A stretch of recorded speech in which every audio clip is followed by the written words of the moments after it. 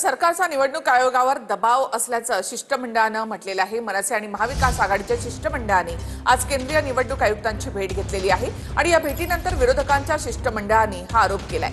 भेट घेत मनसे आणि महाविकास आघाडीच्या शिष्टमंडळाने निवडणूक आयोगाला 4 पानांचं पत्र देखील दिलं। मतदारांसंदर्भात शिष्टमंडळाने केंद्रीय निवडणूक आयोगासोबत चर्चा केली।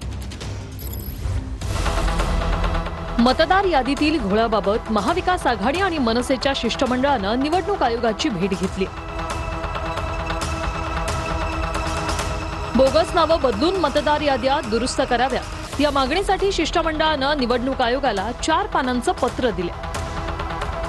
या भेटीवेळी निवडणूक आयोगानं कोणताही प्रतिसाद मिळाला नसल्याचं शिष्टमंडळानं म्हटलंय।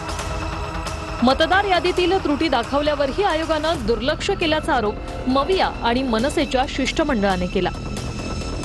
खऱ्या मतदारांना मतदान करण्याचा अधिकार आहे, इतरांना नाही हे सांगण्यासाठी आलो, पण त्यांच्याकडनं असा कुठलाही प्रतिसाद, सकारात्मक प्रतिसाद दिसत नाही की आपण यामध्ये लक्ष घालू आणि आम्ही काही करू। तर ते पळवाटा काढत होते बरेचशा, त्या पळवाटावरून अनिल देसाईंनी सुद्धा त्यांना काय खडचवायचं ते खडचवलं आणि सांगितलं सुद्धा की या सगळ्या गोष्टी आम्ही करत आलेलो आहोत, नवीन नाही आम्हाला। त्यामुळे इथूनच सुरुवात होतं, त्याचं द्योतक आजच्या बैठकीत आमच्या नजरेस आलेलं आहे। आता आम्ही जे अरविंद सावंत साहेबांनी सांगितलं, आता आम्ही जाऊन मुंबईत भेटणारच आहोत।